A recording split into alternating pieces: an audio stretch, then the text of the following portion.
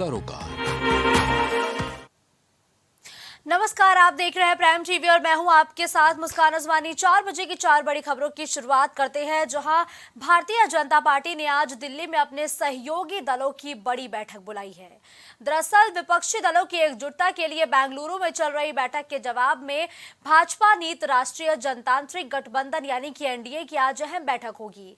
इससे पहले भाजपा के राष्ट्रीय अध्यक्ष जेपी नड्डा ने दावा किया कि हमारे 38 सहयोगियों ने आज होने वाली एनडीए की बैठक में हिस्सा लेने के लिए फिलहाल पहुंच भी रहे हैं। बता दें कि बेंगलुरु में सोमवार को शुरू हुई 2 दिवसीय विपक्षी दलों की बैठक में 26 राजनीतिक दलों के इकट्ठा होने की भी खबर सामने आई है। डिनर में शामिल होने के बाद लालू प्रसाद यादव, अरविंद केजरीवाल, झारखंड के सीएम हेमंत और बिहार के सीएम नीतीश कुमार समेत कई दिग्गज नेता पहुंचे। ऐसे में एनडीए की बैठक को सत्ता पक्ष के शक्ति प्रदर्शन के तौर पर देखा जा रहा है।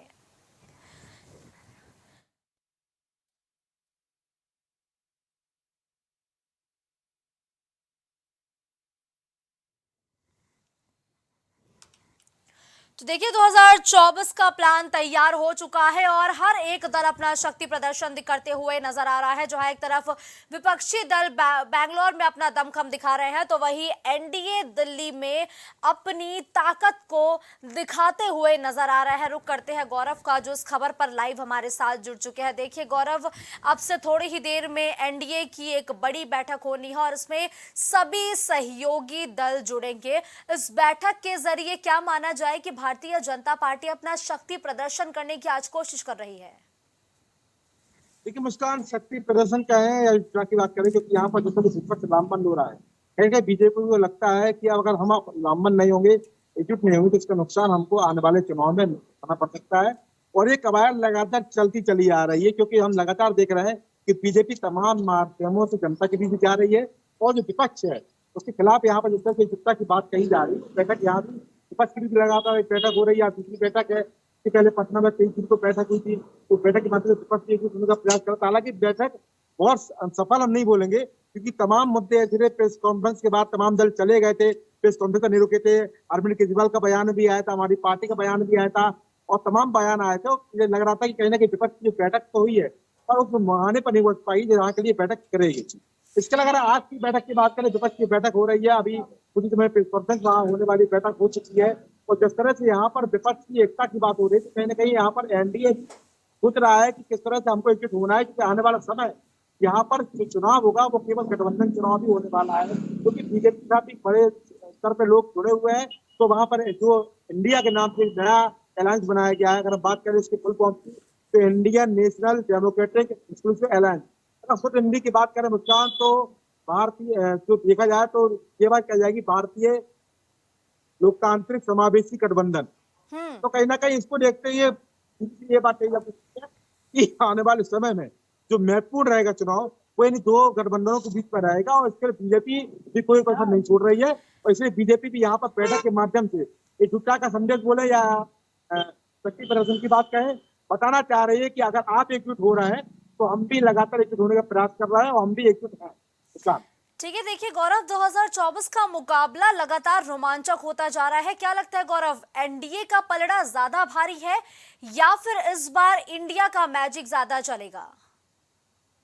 देखिए मुस्कान, यहाँ पर इंडिया का मैजिक ज्यादा चलेगा या एनडीए यहाँ पर हावी रहेगा, ये आने वाले चुनाव में स्पष्ट होगा। पर सबसे महत्वपूर्ण चीज यहाँ पर यह है कि जो गठबंधन यहाँ पर हुआ है विपक्षी एकता का, वो गठबंधन सक्सेस कहाँ तक रहेगा। क्योंकि यहाँ पर सबसे महत्वपूर्ण बात है, जो गठबंधन करने वाली पार्टियां हैं उनमें अगर हम देखें तो अधिकांश क्षेत्रीय दल हैं, और जब क्षेत्रीय दल किसी दल को यहाँ समर्थन देते हैं तो उस दल को यह लगता है कि आने वाले समय में यहाँ इस राज्य में अगर हम किसी पार्टी को सहयोग दे देंगे तो हमारी भूमिका खत्म हो जाएगी। ये महत्वपूर्ण प्रश्न यह सबके सामने रहेगा, खासतौर क्षेत्रीय दलों में। क्योंकि अगर हम देखेंगे, अगर उत्तर प्रदेश की बात करते हैं, उत्तर प्रदेश में यहाँ पर ये कहा जा रहा है कि ये समाजवादी पार्टी मुख्य विपक्ष की भूमिका में है। तो अगर कांग्रेस पार्टी यहाँ समाजवादी पार्टी को सहयोग देगी तो कहते हैं कांग्रेस पार्टी की जमीन है उत्तर प्रदेश में वो भी यहाँ कम होगी, क्योंकि यहाँ सपा मुख्य विपक्ष की भूमिका में और निश्चित रूप से समाजवादी पार्टी यहाँ सीटें ज्यादा चाहेगी, क्योंकि मुस्लिम वोट वर्ग भी उनके साथ में है। तो कहीं ना कहीं यहाँ पर इसको बंटवारे को लेकर भी कलेश हो सकता है, क्योंकि यहाँ कोई पार्टी ये नहीं सोचेगी कि हम यहाँ पर अपनी जमीन कमजोर करें। तो तमाम प्रश्न मुस्कान यहाँ पर रहेंगे। केवल यहाँ पर नाम देने से, बैठक कर लेने से काम नहीं चलने वाला है। सहयोग ये लोग पार्टी कितना अलग राज्यों में करेगी, ये भी महत्वपूर्ण रहेगा मुस्कान। लेकिन देखिए गौरव, जहां एक तरफ अगर हम विपक्षी दलों की बात करें तो विपक्षी दलों में वो उन पार्टियों का नाम शुमार है जो उस प्रदेश की बड़ी पार्टियों के तौर पर काम करती हैं। तो ऐसे में अगर हम एनडीए जी पर नजर डालें तो एनडीए में 38 पार्टियां हैं, जिसमें सबसे ज्यादा कहीं ना कहीं क्षेत्रीय दल शामिल है। तो क्षेत्रीय दल बिल्कुल। मिलने से एनडीए को किस तरीके से फायदा होगा गौरव? देखिए मुस्कान, एनडी का सीधी भूमिका ये रहती है, जो राज्य में जो पार्टी सक्रिय है, जो दल सक्रिय है, उसी हिसाब से यहाँ काम होना चाहिए। और इसके लिए बीजेपी लगातार नीति बनाती है और बीजेपी कोशिश भी करती है कि साइड से उनको बैक सपोर्ट करती है और चुनाव उसी क्षेत्रीय दल को लड़ाती है अलायंस के हिसाब से। पर यहाँ पर सबसे महत्वपूर्ण भूमिका है कि बीजेपी उनको समय देती है और समय हिसाब से ये चर्चा भी करती है कि अगर आप जिस राज्य में मजबूत है, जिस क्षेत्र में आप मजबूत है, वहां आप चुनाव लड़े, वहां पर हम आपको दखलंदाजी नहीं करेंगे। यही कुछ व्यवस्था है जो एनडीए लगातार सक्रिय हो रहा है और 2 बार सरकार बनाकर आया है। तो कहने का इसको देखते हुए यहाँ पर बात होती है, पर यही स्थिति अगर इंडिया में लागू होगी, जो इन्होंने नया गठबंधन बनाया है, तभी यहाँ पर कुछ बुनियाद स्थिर हो पाएगी। अन्यथा अगर राज्यों में सहयोग की बात नहीं होगी या सीटों में बंटवारे पर यहाँ सहमति नहीं जमेगी मुस्कान, तो कहीं ना कहीं इंडिया जो देखिए नाम से बिल्कुल जो सही इन्होंने दल गौरव, बनाया है, एनडीए कहीं ना गठबंधन कहीं बनाया अपना है। कुनबा बढ़ाने की कोशिश कर रहा है। ऐसे में चर्चा ये भी है कि अकाली दल और टीडीपी को भी शामिल करने की कवायद करती हुई नजर आएगी भारतीय जनता पार्टी। किस तरीके से इन दोनों ही बिल्कुल मुस्कान, पार्टियों को यहाँ पर अपने साथ मिलाने की कोशिश करेगी गौरव? देखिए मुस्कान, मैं आपको बता दूं कि श्रोमणी अकाली दल पहले ही बीजेपी के साथ रहा है और पंजाब में भी बीजेपी ने श्रोमणी अकाली दल को समर्थन दिया था जब श्रोमणी अकाली दल की वहां पर सरकार थी। हम्म। तो यहाँ पर पुराना साथी है, हालांकि कुछ मुद्दों पर जरूर उनके बीच में खटास जरूर आई थी, पर उस खटास को जब देखते हुए, चूंकि श्रोमणी अकाली दल मेरे ख्याल से कांग्रेस साथ नहीं जाए, क्योंकि कांग्रेस की विरोधी पार्टी है। अगर हम पंजाब की बात करें तो पंजाब में जो पहले 2 पार्टियां वहां सक्रिय थी, वहां पर श्रोमणी अकाली दल की बात करें या कांग्रेस की बात करें, और अगर श्रोमणी अकाली दल सत्ता में रहता था तो बीजेपी उसको समर्थन करती थी। फिलहाल वहां पर आम आदमी पार्टी भी आ गई और फिलहाल श्रोमणी अकाली दल यहाँ कांग्रेस और आम आदमी पार्टी के जो मिला के जो यहाँ गठबंधन विपक्ष की बात हो रही है, उसको समर्थन देती नजर नहीं आएगी। अकेले चुनाव लड़ेगी नहीं तो निश्चित रूप से समर्थन बीजेपी को देती नजर आएगी आने वाले समय में। ठीक है गौरव, अब से थोड़ी ही देर में एनडीए कहीं ना कहीं अपनी ताकत का प्रदर्शन करती हुई नजर आएगी एक बैठक के जरिए। तो ऐसे में आज एनडीए की जो बैठक हो रही है, किन किन मुद्दों पर चर्चा होगी या रणनीति किस तरीके से तैयार की जाएगी गौरव?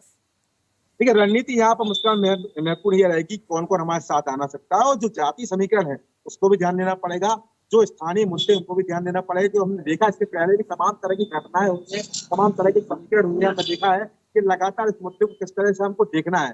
बीजेपी चूंकि जो क्षेत्रवाई समीकरण है उस पर किसी ध्यान रखती है, उसी को ध्यान में रखते हुए यहाँ पर हमने देखा है कि बीजेपी राजभर समाज को लेकर आई है और उनका राजभर के साथ यहाँ पर जोड़ा गया है। कारण यही है कि पूर्वांचल में पश्चिम में बीजेपी की जमीन है उतनी मजबूत नहीं है। अगर देखा जाए ब्रज अवध या कानपुर क्षेत्र में बीजेपी मजबूत है, बुंदेलखंड में बीजेपी मजबूत है, अगर पश्चिम क्षेत्र की बात करें, पूर्वांचल क्षेत्र की बात करें तो उतनी मजबूती नहीं है। इसीलिए यहाँ पर राजभर समाज के लिए यहाँ पर एक अलग संदेश देने के लिए यहाँ पर राजभर को जोड़ा गया, उनका राजभर को जोड़ा गया है। इसी का बारे में बीजेपी आने वाले समय में सोच सकती है कि पश्चिम से भी किसी एक चेहरे को जोड़ा जाए, किसी भी पार्टी को जोड़ा जाए, इतने समीकरण यहाँ बैठाए जा सके। फिलहाल यहाँ पर जयंत चौधरी की बात जरूर चल रही थी, तो बता रहे थे कि बैठक चल रही है और हो सकता है कि आने वाले समय जयंत चौधरी एनडीए में शामिल हो जाए। पर क्योंकि जयंत चौधरी आज वहाँ विपक्षी दल की बैठक में बेंगलुरु पहुंच चुके हैं, वहां पर शामिल हो चुके हैं, तो शायद इसके कयास खत्म हो गए। अब आने वाले समय में मुस्कान तमाम तरह की बातें कही जा सकती हैं, हो सकता है दोबारा वापसी हो जाए या हो सकता है कुछ ऐसी समीकरण बनाया जाए कि बीजेपी पश्चिम क्षेत्र को मजबूत करे। फिलहाल रणनीति यही बनाई जाएगी कि समीकरण कैसे रखने हैं, जोड़ना कैसे है, जोड़ने के साथ साथ यहाँ पर किस किस पार्टियों को कितनी भूमिका दी जाएगी, यहाँ सबको सम्मान दिया जाएगा और सबको यहाँ पर लड़ने का मौका दिया जाएगा। और बीजेपी यहाँ पर इसी कवायद में इसी रणनीति बनाने चुकी हुई है। बिल्कुल, धन्यवाद गौरव इस खबर पर हमारे साथ जुड़ने के लिए।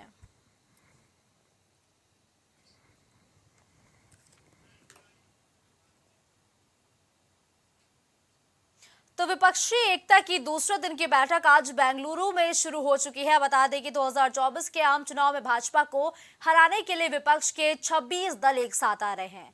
बैठक के बाद सभी दलों के नेता संयुक्त प्रेस कॉन्फ्रेंस भी करेंगे। इससे पहले 23 जून को पटना में 17 पार्टियां विपक्षी एकता की पहली बैठक में शामिल हुई थी।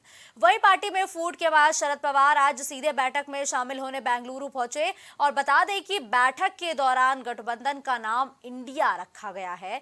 तो देखिए, गठबंधन का नाम तय हो चुका है और अब से थोड़ी ही देर में एक संयुक्त प्रेस कॉन्फ्रेंस करते हुए सभी गठबंधन के दिग्गज नेता एक ही मन साझा करते हुए नजर आएंगे, अपने विचारों को रखते हुए नजर आएंगे। तो अब से थोड़ी ही देर में इस प्रेस कॉन्फ्रेंस की भी शुरुआत हो जाएगी और अब ये अंदाजा लगाया जा रहा है कि जो बैठक है वो तकरीबन अपने अंतिम चरण में पहुंच चुकी है, क्योंकि अब से थोड़ी ही देर में 4 बजे का वो समय निर्धारित किया गया था जब सभी दल प्रेस कॉन्फ्रेंस करते हुए नजर आने वाले थे।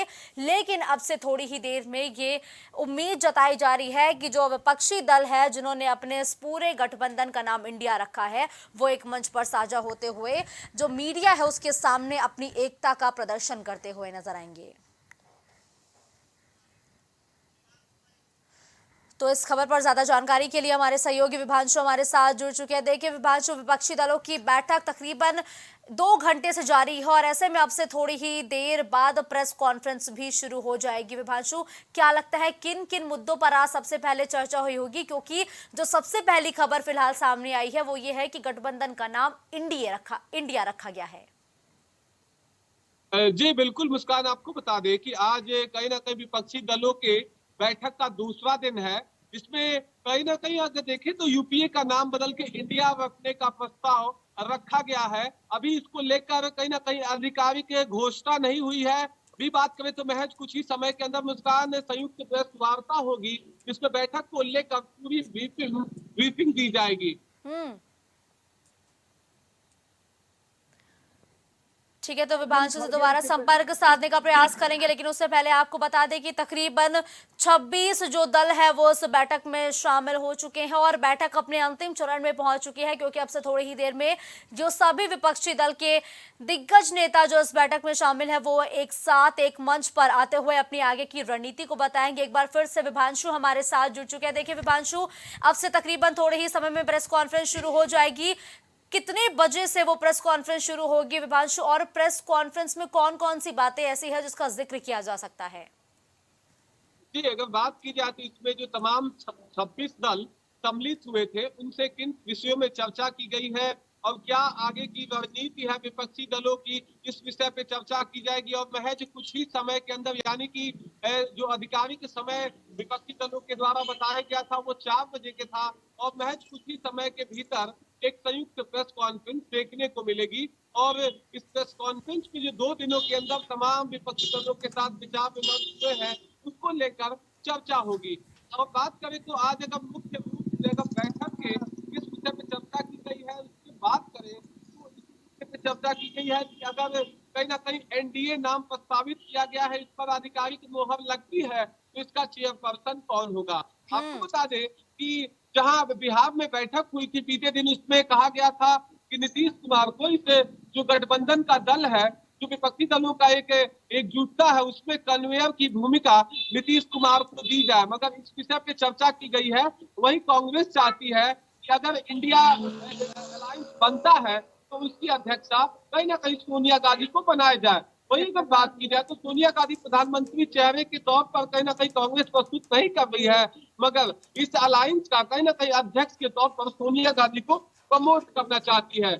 वही अगर बात की जाए तो चुनाव कैसे लड़ा जाए 2024 को लेकर इसको चर्चा हुई है, जिसमें मोदी वर्सेस कौन सा लीडर को सामने रखा जाएगा, इस विषय पे चर्चा हुई, जिसमें साफ तौर से सभी दलों का यही कहना है कि 1977 के मॉडल पे, जैसे 1977 के जनरल इलेक्शन हुए थे जिसमें बिना चेहरे के चुनाव लड़ा गया था, जिसमें मोरारजी देसाई की अगुवाई में पूरी कहीं ना कहीं देखे तो इंदिरा गांधी की सरकार के खिलाफ एक गठबंधन तैयार हुआ था, ठीक उसी तर्ज पर कहीं ना कहीं तमाम विपक्षी दल काम करते हुए नजर आ रहे हैं।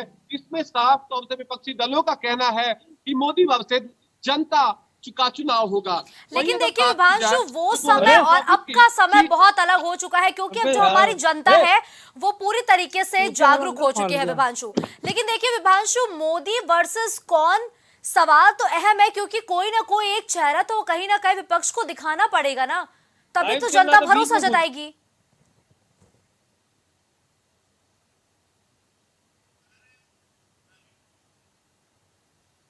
वो समझाया जाए तो खड़े रहो।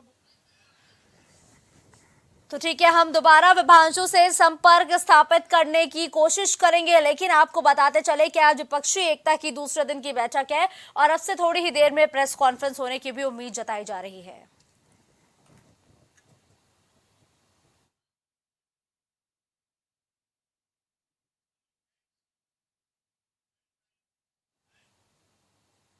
तो वहीं पाकिस्तान से भारत आई सीमा हैदर इन दिनों सुर्खियों में बनी हुई हैं। सीमा लगातार अपने प्यार सचिन के बारे में मीडिया से खुलकर बातें कर रही हैं, इंटरव्यूज तक दे रही हैं।